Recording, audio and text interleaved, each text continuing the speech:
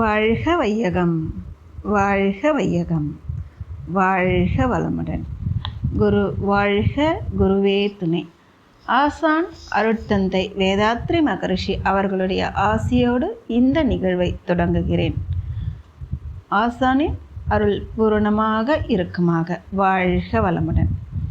நம்முடைய மதிப்பிற்கும் மரியாதைக்கும் உரிய முதுநிலை பேராசிரியர் M.K. தாமோதரன் ஐயா அவர்கள் அன்பு நெறி என்ற புத்தகத்தை நடத்தி கொண்டு வருகிறார்கள். அந்த புத்தகத்தில் உள்ள சுவாமிஜியின் குருவின் மொழிகள் என்ற தலைப்பில் பதிவு செய்யப்பட்டுள்ளதை பற்றி இப்பொழுது நாம் பார்ப்போம்.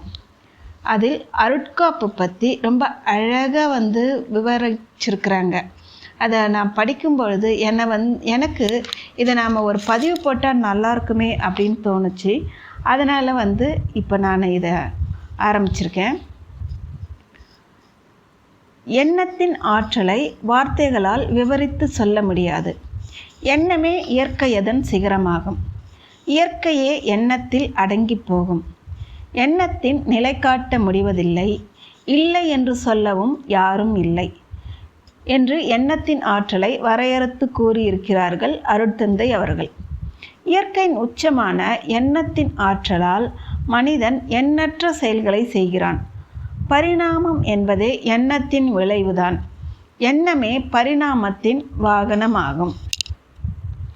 மனிதன் தன்னை அறிந்து இறைநிலை உணர ஒரு குறிப்பிட்ட காலம் வாழ வேண்டும். இள வயதிலேயே வாழ்க்கைக்கு ஊறு விளையுமானால் வாழ்வின் நோக்கம் நிறைவு பெறாமல் சென்றுவிடும். அவ்வாறு பல சந்தர்ப்பங்களில் வரும் திடீர் விபத்துக்களிலிருந்து ஒருவன் தன்னை காத்து கொள்வதற்கு அருட்தந்தை அவர்கள் ஒரு பாதுகாப்பு எண்ண வளையத்தை நமக்கு அளித்துள்ளார்கள். தியானம் செய்து உயிர் உணர்வு பெற்ற பிறகு அவ்வுணர்வில் நிலைத்து உயிரை விரித்து நாம் இருக்கும் இடத்தையோ அல்லது நமது உடைமையையோ சுற்றி ஒரு பாதுகாப்பு எண்ண வளையத்தை அமைத்துவிட்டால் எங்கும் நிறைந்திருக்கின்ற மகாகாசமான இறையாற்றல் அங்கு அருட்காப்பாக நின்று பாதுகாப்பு அளிக்கிறது.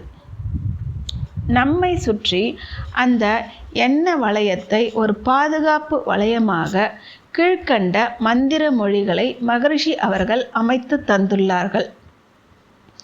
அருட்பேராற்றல் இரவும் பகலும் எல்லா நேரங்களிலும் எல்லா இடங்களிலும் எல்லா தொழில்களிலும் உறுதுணையாகவும் பாதுகாப்பாகவும் வழி நடத்துவதாகவும் அமையுமாக.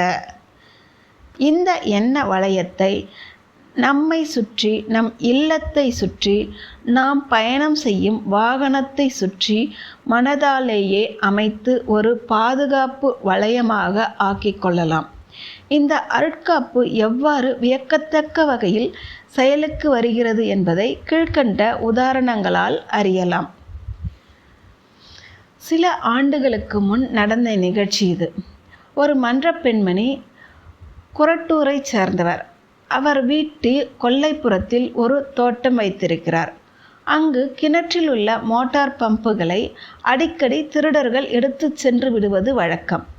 ஒரு நாள் அந்த அம்மையார் மகரிஷியிடம் தன்னுடைய மோட்டார் பம்புகள் அடிக்கடி திருடு போவதை தடுக்க முடியவில்லை, அதற்கு மகரிஷி அவர்கள் அருட்காப்பிட வேண்டும் என்று வேண்டுகிறார்.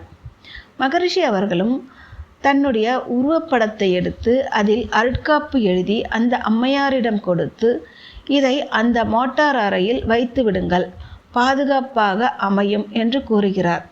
அந்த அம்மையாரும் அதை நம்பிக்கையோடு பெற்று சென்று அவர்கள் தோட்டத்து மோட்டார் அறையில் வைத்திருக்கிறார். ஒரு வாரம் சென்றது.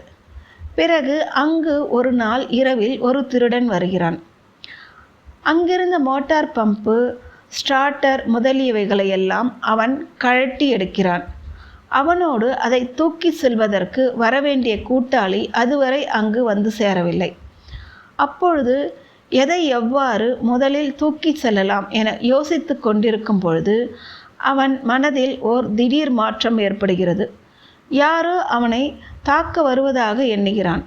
எதையும் எடுத்துக்கொள்ளாமல் தப்பினால் போதும் என ஓடிவிடுகிறான். அவன் ஓடுகிற சப்தத்தை கேட்டு விழித்து கொண்ட ஊர் மக்கள் அங்கு வந்து பார்க்கிறார்கள். மோட்டார் பம்பு எல்லாம் கழட்டியபடியே கிடக்கிறது. அவன் எதையும் எடுத்து சென்றிருக்கவில்லை. அடுத்த நாள் அந்த ஆள் கடையில் டீ குடித்து கொண்டிருக்கிறான். அப்பொழுது அவனுடைய கூட்டாளி மெல்ல, ஏன் நீ அந்த அம்மாள் தோட்டத்தில் மோட்டரை கழட்டிவிட்டு எதையும் எடுக்காமல் ஓடி வந்துட்ட அப்படின்னு கேட்டானாம். அதற்கு அவன், திடீரென்று எனக்கு ஒரு ஆபத்து வந்தது. தாடியோடு கூடிய கிழவன் கையில் ஒரு கோலை வைத்து கொண்டு மிக அனாவசியமாக சுற்றி கொண்டு என்னை நோக்கி வந்ததை பார்த்தேன். நான் அவனிடம் சிக்கியிருந்தால் தீர்ந்தேன். அதனால் உயிரை காத்து கொள்ள ஓடி வந்து விட்டேன் என்றானாம். அவ்வூரில் இச்செய்தி மெல்ல பரவ அவன் அப்பொருட்களை எடுக்காமல் விட்டு சென்றதின் ரகசியம் தெரிந்தது. அருட்காப்பின் மேன்மையை விளக்கும் மற்றொரு நிகழ்ச்சி. தஞ்சாவூர் ITIயில் ஒரு அன்பர். அவர் துணைவியார் பல ஆண்டுகள் குழந்தை இல்லாமல் இருந்து அப்பொழுது கருவுற்று சில மாதங்கள் ஆகியிருந்தார். அன்பர்கள் அவருக்கு காப்பிட மகரிஷியை வேண்டுகிறார்களாம். மகரிஷி அவர்களும் அம்மையாருக்கு அருட்காப்பிட்டு வாழ்த்துகிறார்கள். இது நடந்து சில நாட்கள் சென்றன. ஒரு நாள் இரவில் அவர்கள் வீட்டில் திருடர்கள் 7 பேர் நுழைகிறார்கள். அவர்கள் திருட்டையே தொழிலாக கொண்டவர்கள். அவ்வீட்டில் நுழைந்த அவர்கள் அந்த அம்மையாரின் கழுத்தில் இருந்த தங்கச் செயினை பிடுங்க முயற்சிக்கிறார்கள். அப்பொழுது விழித்து கொண்ட அந்த அம்மையார் கூச்சலிடுகிறார். அக்கூக்குரல் கேட்டு கணவரும் விழித்து கொள்கிறார். தயாராக வந்த திருடர்கள் அந்த அன்பர் தலையில் தடியால் தாக்குகிறார்கள். அப்பொழுது அவர் 3 முறை வேதாத்திரி சாமை காப்பாத்து, வேதாத்திரி சாமை காப்பாத்து, வேதாத்திரி சாமை காப்பாத்து என்று கூவி விட்டு மயக்கமுறுகிறார். மீண்டும் அந்த அம்மையார் செயினை பிடுங்க போராடி கொண்டிருந்த திருடர்கள் திடீரென எதையோ பார்த்து மிரளுகிறார்கள். உடனே கூக்குரலிட்டு கொண்டு அனைவரும் வேகமாக ஓடுகிறார்கள்.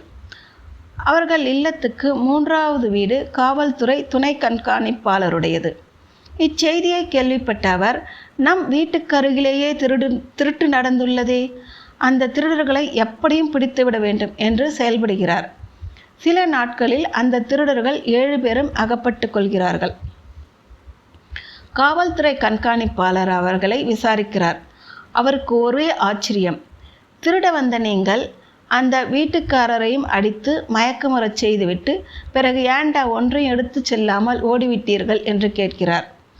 அதற்கு அவர்கள், ஐயா, நாங்கள் அந்த ஆளை அடித்தவுடன் அந்த ஆள் மயக்க வரும்போது ஏதோ பெயரை சொல்லி சாமை காப்பாத்து காப்பாத்து என்று கூவினார். உடனே ஒரு கிழவன் தாடியுடன் அங்கு வந்தான். நாங்கள் அனைவருமே பார்த்தோம். அவன் கையில் தடியை சுழற்றிய விதமும் பார்த்த பார்வையும் அவனிடம் சிக்கியிருந்தால் உயிர் பிழைத்திருக்க மாட்டோம் என்று தோன்றியது.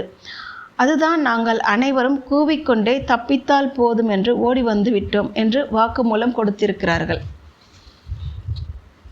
மனித எண்ணத்தின் ஆற்றல் சுருங்கி விரிவடையும் தன்மையுடையது. மகரிஷி அருட்காப்பிட்ட அந்த எண்ண அலைகள் காந்த ஆற்றலாகி சுருங்கி நம்பிக்கையோடு அதை பெற்ற அன்பர்களுடைய கருமையத்தில் பதிவாகி உள்ளது. காலத்தால் சூழ்நிலையையும் தேவையும் வரும்பொழுது அவர்கள் உயிராற்றல் மூலமாகவே அது விரிந்து செயலுக்கு வந்து பாதுகாப்பாக அமைந்து விடுகிறது. அருட்காப்பு பாதுகாப்பாக அமைவதற்கு இது போன்று அன்பர்களிடம் நடந்த பல நிகழ்ச்சிகளை சொல்லலாம். பல அன்பர்கள் மகரிஷி அவர்களின் படங்களை தொழிலகங்களிலும் வீடுகளிலும் தன் பாக்கெட்டிலும் மிகுந்த நம்பிக்கையோடு வைத்துள்ளதை பார்க்கிறோம். திண்டுக்கல்லில் ஒரு பெண்மணி அவர் அருட்காப்பிட்ட மகரிஷியின் படத்தை தன்னுடைய பர்சில் எப்பொழுதும் வைத்திருப்பார். தான் எங்கு சென்றாலும் தனக்கு மகரிஷி காப்பாக உள்ளார் என்று அழுத்தமாக எண்ணி வருபவர். ஒரு நாள் பேருந்து நிலையத்தில் பஸ்ஸில் இருந்து இறங்கி வரும் பொழுது தன்னுடைய பர்ஸ் பிட்பாக்கெட் அடிக்கப்பட்டுள்ளதை உணர்கிறார். பஸ்ஸிலேயே தேடி பார்க்கிறார், கிடைக்கவில்லை. மன வருத்தத்துடன் வீட்டை நோக்கி நடக்கிறார். பர்சில் 60 ரூபாய் வைத்திருந்தாராம். அதைவிட தான் மிகவும் போற்றி வந்த மகரிஷி படமும் காணாமல் போனது அவருக்கு மிகுந்த வருத்தத்தை அளித்தது. ஒரு 200 அடி சென்றிருப்பார். அவருக்குள் ஒரு உள்ளுணர்வு, ஒரு நம்பிக்கை மீண்டும் துளிர்க்கிறது. மகரிஷியின் படம் அருட்காப்புடன் அதில் இருப்பதால் அது நிச்சயம் தனக்கு கிடைத்துவிடும் என்ற எண்ணம் வருகிறது. திரும்பி தான் வந்து இறங்கிய பேருந்தை நோக்கி நடக்கிறார். அங்கு ஒருவனை சுற்றி 5-6 பேர் கூட்டமாக நின்று கொண்டு விசாரித்து கொண்டு இருக்கிறார்கள். அங்கு என்ன நடக்கிறது என்று இவரும் எட்டி பார்க்கிறார். அவர்களிடம் ஒரு பிட்பாக்கெட் மாட்டி தர்மடி வாங்கி கொண்டுள்ளான். இவருடைய பர்ஸ் அவர்களிடம் இருக்கிறது. அதை பார்த்தவுடன் மகிழ்ச்சி பொங்க அது தன்னுடையது என்கிறார். அவர்கள் அடையாளம் கேட்க இவர் அதற்குள் தான் சுவாமி வேதாத்ரி மகரிஷி படம் வைத்துள்ளதாக கூறுகிறார். அதனை சோதனை செய்து பார்த்து அவ்வாறே இருக்க அவ்வம்மையாருக்கு அவருடைய பர்ஸை கொடுத்து விட்டார்களாம். மட்டற்ற மகிழ்ச்சியுடன் அதை பெற்று மகரிஷி மேல் கொண்ட நம்பிக்கை தன்னை காத்ததாக கூறுகிறார். இம்மாதிரி பல உதாரணங்கள் இருக்குது அருட்காப்புக்கு. இந்த புத்தகத்தில் ஐயா அவர்கள் 3 விஷயங்களை கொடுத்துருக்காங்க. இன்னும் கேஜி சுவாமி ஐயாவுமே பல விஷயங்களை சொல்லியிருக்காங்க. அதெல்லாம் பற்றி அடுத்த முறை நாம் பார்க்கலாம். நன்றி. வாழ்க வளமுடன், வாழ்க வளமுடன், வாழ்க வளமுடன். வாழ்க வளமுடன். ஸ்கை வேதாத்ரி அமுதம் சேனலை சப்ஸ்கிரைப் பண்ணாதவங்க சப்ஸ்கிரைப் பண்ணுங்கள், பெல் பட்டனை டச் பண்ணுங்கள். அப்போ தான் நாங்கள் போடுற எல்லா வீடியோஸும் உங்களுக்கு கிடைக்கும். நன்றி. வாழ்க வளமுடன்.